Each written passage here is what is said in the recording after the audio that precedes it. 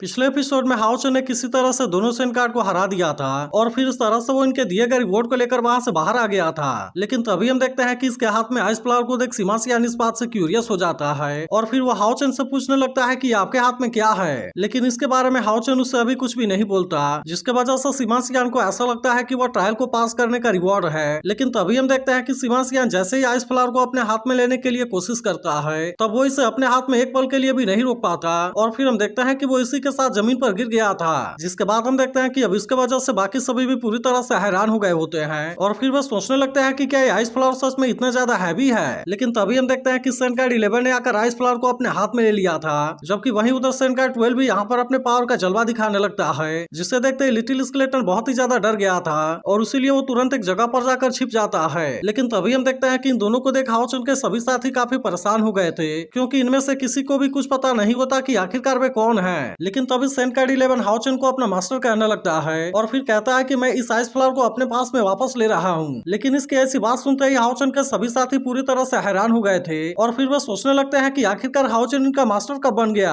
जिसके बाद हम देखते हैं कि वे दोनों सेन कार्ड इसके लॉकेट के अंदर चले गए थे और फिर हाओचन इनसे बताता है कि मैं भी इन दोनों का मास्टर बन गया हूँ और इसीलिए जब कभी भी मुझे जरूरत पड़ेगी मैं इनको मदद के लिए बुला सकता हूँ। जिसके बाद हम देखते हैं कि इसके बारे में जानकर हाओचन के सभी साथी और भी ज्यादा हैरान हो गए थे। तभी हाओचन इनसे कहता है कि यह ट्रायल को पास करने का रिवॉर्ड है, जिसके बारे में सुनकर सभी कहने लगते हैं कि यह तो बहुत ही अमेजिंग है, क्योंकि इस तरह से हमारे पास में तो दो और भी ज्यादा पावरफुल लोग आ चुके हैं। तभी अचानक से हम देखते हैं कि एक आवाज हाओचन को फर्स्ट लेवल के सभी ट्रायल को पास करने के लिए कांग्रेचुलेट करने लगती है, जिसके बारे में सुनकर वे सभी अब इसके तरफ ही देखने लगे थे। फिर हमें पता चलता है कि यह आवाज तो असल में इलेक्ट्रोलक्स का ही है, जो हाओचन से बताने लगता है कि ये 12 होली गार्ड मेरे सबसे स्ट्रॉन्ग बॉडी गार्ड्स हैं और वे सभी असल में लेवल 9 से आगे हैं। इसीलिए वो इससे बताता है कि अभी जिनसे इसका सामना हुआ था उनके पास में पावर असल में इसी के ताकत के आधार पर थे और केवल इसी वजह से उन दोनों की पावर वहां पर सप्रेस हुई थी। लेकिन आने वाले समय में उनकी पावर धीरे धीरे बढ़ती रहेगी। फिर वो आगे इससे बताता है कि अब तुम्हारा सेकंड लेवल का ट्रायल भी ओपन हो गया है, इसीलिए जैसे ही तुम इसमें पार्टिसिपेट करने के लिए जाओगे तब वहाँ के अलग अलग लेवल पर उसका सामना अलग अलग होली कार्ड से होगा।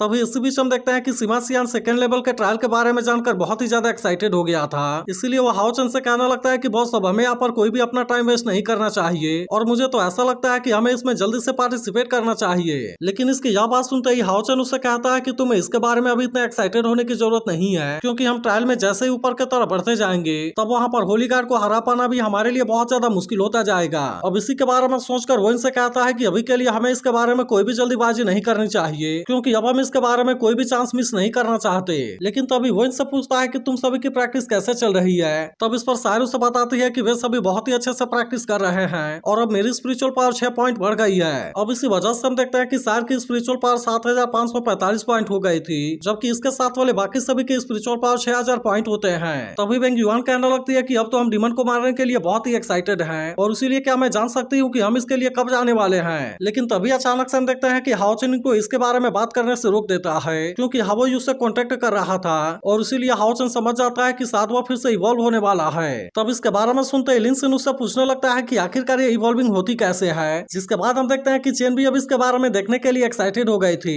और तभी सार भी कहने लगती है कि मैं भी हाओयू के दुनिया को देखने के लिए जाना चाहती हूँ। जिसके बाद हम देखते हैं कि ऐसी बात सुनकर सिमासियान भी इसके लिए एक्साइटेड हो गया था और फिर वो भी कहने लगता है कि मैं भी हाओयू के दुनिया को देखना चाहता हूँ। जिसके बाद हम देखते हैं कि इनकी बात सुनकर हाओचन भी इसके लिए मान गया था और फिर वो तुरंत इन सभी को अपने साथ लेकर वहाँ पर जाने लगता है। तब इसके दौरान वे ट्रेवल करते हुए इस बात से पूरी तरह हैरान हो गए थे और फिर कहने लगते हैं कि क्या दो प्लेन के बीच में ट्रेवल करने का फील ऐसा ही होता है। अब इसके कुछ देर के बाद हम देखते हैं कि वे सभी हाओयू के दुनिया में आ गए थे, लेकिन अभी इस समय हाओचन इनके साथ में यहाँ पर नहीं आया होता। जिसके बाद हम देखते हैं कि वे यहाँ के नजारे को देख थोड़ा सा डर गए थे और फिर वे आपस में बात करने लगते हैं कि क्या हाओयू की दुनिया ऐसे ही दिखती है। वहीं उधर सार भी यहाँ के ऐसे डरावने नजारे को देख पूरी तरह से हैरान होती है। तभी अचानक से हम देखते हैं कि यहाँ एक क्रिएचर लिन सिन के ऊपर अटैक करने के लिए कोशिश करने लगा था, जिसे देखते ही हानि तुरंत उसे लात मारकर दूर कर देता है। लेकिन फिर इनको पता चलता है कि यहाँ पर तो ऐसे क्रिएचर का एक बहुत ही बड़ा ग्रुप है जो कि ऑस्टिन ग्रिफिन को मारने के लिए एक साथ में चिल्ला रहे थे और फिर हम देखते हैं कि वे सभी एक साथ में मिलकर इनके तरफ अटैक करने के लिए आने लगे थे, जिससे देख वे सभी भी इनका सामना करने के लिए पूरी तरह से रेडी हो जाते हैं। लेकिन तभी हम देखते हैं कि हाओचन टेलीपोर्ट होकर किसी दूसरे जगह पर चला गया था और इसीलिए जब यहाँ पर उसे कोई भी नजर नहीं आता तो वो सार को आवाज लगाने लगता है। अब इसी वजह से वो परेशान होते हुए सोचने लगता है कि आखिरकार वे सभी कहाँ पर हैं। लेकिन तभी अचानक से हम देखते हैं कि हाओयू उसके सामने आ गया था, जिसे देखते ही हाओचन भी काफी खुश हो जाता है और फिर हम देखते हैं कि वो इसे खाने के लिए इसका सबसे फेवरेट ड्राई फिश देता है, क्योंकि हाओचन को ऐसा लग रहा था कि हाओयू भूखा है, लेकिन तभी हाओचन को पता चलता है कि यह तो असल में केवल हाओयू की मेमोरी की दुनिया है और यह सीन उस समय का था जब वो बचपन में एक बटरफ्लाई के साथ में खेल रहा था।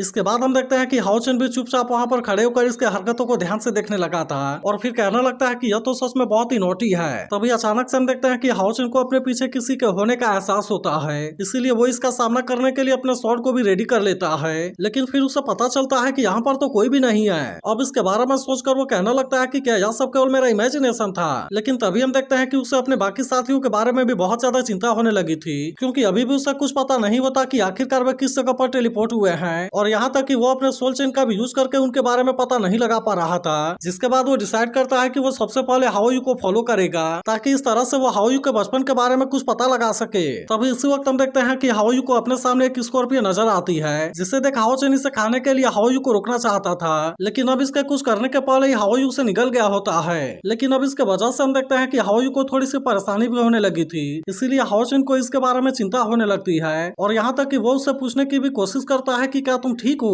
तभी इसी बीच हम देखते हैं कि हाओयू को अपने सामने रिवर जैसी एक जगह दिखाई देती है, इसीलिए वो बहुत ज्यादा खुश होते हुए उसके अंदर स्विम करने के लिए जाने लगा था। लेकिन फिर वो जैसे ही वहाँ पर जंप लगाने के लिए जाता है वहाँ पर कुछ भी नहीं होता। अब इसी तरह से हम देखते हैं कि हाओचन इसके साथ में यहाँ पर बहुत सारा टाइम बिताने लगा था, लेकिन तभी इसके कुछ देर के बाद यहाँ का मौसम बदलने लगता है और फिर हम देखते हैं कि यहाँ पर बारिश की भी शुरुआत हो गई थी। जिसके बाद हम देखते हैं कि हाओयू भी बारिश के पानी का मजा लेना चाहता था, लेकिन फिर वो जैसे ही ऐसा करने के लिए जाता है तब इसके वजह से उसके पूरे बॉडी के ऊपर जलन होने लगती है। जिसके बाद हम देखते हैं कि अब इस बात से हाओचन भी काफी उदास हो गया था और फिर कहने लगता है कि यहाँ पर तो इसे बचपन में बहुत सारा सफर करना पड़ा। तभी अचानक से हम देखते हैं कि हाओयू के ऊपर अटैक भी होने लगे थे, जिसे देखते ही हाओचन हाओयू को बचाने के लिए कोशिश भी करता है, लेकिन असल में यह सब तो केवल हाओयू का मेमोरी था। इसी वजह से हाओचन इसके बारे में कुछ भी नहीं कर पाता। लेकिन तभी हम देखते हैं कि हाओयू के ऊपर अटैक करने के लिए बहुत सारे स्केलेटन भी यहाँ पर आ गए थे, जो कहने लगते हैं कि आज हम ऑस्टिन ग्रिफिन को किसी तरह से मार देंगे और इसने हमारे साथ जो किया है हम उसका बदला जरूर लेंगे।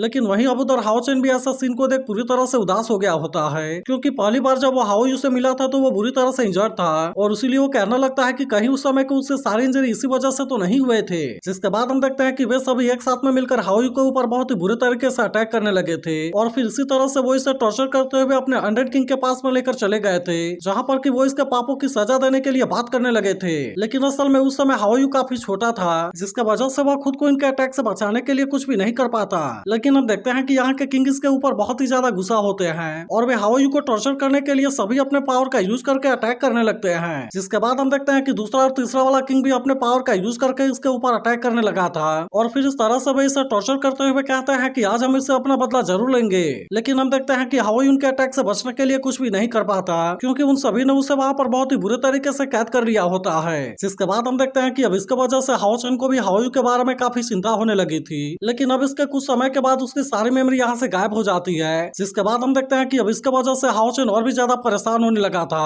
और फिर वो कहने लगता है कि आखिरकार ये जगह है क्या। तभी इसी वक्त हम देखते हैं कि वो एक स्टैचू के सामने आकर खड़ा हो गया था, जहाँ पर कोई आवाज उससे कहने लगती है कि तुम अपने डेस्टिनी के मेमोरी को देखो, क्योंकि इस तरह से दुनिया की असली सच्चाई तुम्हारे आंखों के सामने आ जाएगी। इसके अलावा हम देखते हैं कि कोई शैडो अपने पावर का यूज करके इसके सामने किसी गेट को ओपन कर देता है, जिसके अंदर जाते ही हाओचन के सामने बहुत तरह के मेमोरी आने लगे थे। लेकिन जब इसके कुछ समय के बाद उसे होश आता है तो वो देखता है कि सार उसके सामने है और फिर हम देखते हैं कि वो इस बात से बहुत ही ज्यादा परेशान हो गया था। इसके बाद वो सार से पूछने लगता है कि आखिरकार यह जगह कौन सी है, लेकिन तभी उसे पता चलता है कि हाओयू तो यहीं पर है, जो कि बहुत ही जल्दी इवॉल्व होकर बाहर आने वाला था। इसके बाद वो सार से पूछने लगता है कि आखिरकार उनके साथ में हुआ क्या और वे सभी इस तरह से यहाँ पर कैसे आ गए। जिसके बाद सार उसे बताने लगती है कि जब वे हाओयू के दुनिया में आए थे तब उस समय हाओचन वहाँ से गायब था, लेकिन इसके अलावा उन्होंने देखा कि एक माउंटेन के नीचे बहुत सारे क्रिएचर इकट्ठा हुए थे और फिर इसके कुछ देर के बाद वो और हाओयू उनको यहाँ पर मिले। जिसके बाद हम देखते हैं कि हाओचन सार को ऐसी चिंता में डालने के लिए सॉरी कहता है और फिर उससे पूछता है कि अब यहाँ की सिचुएशन कैसी है। तो अब इसका अगला पार्ट भी कुछ देर में अपलोड हो जाएगा,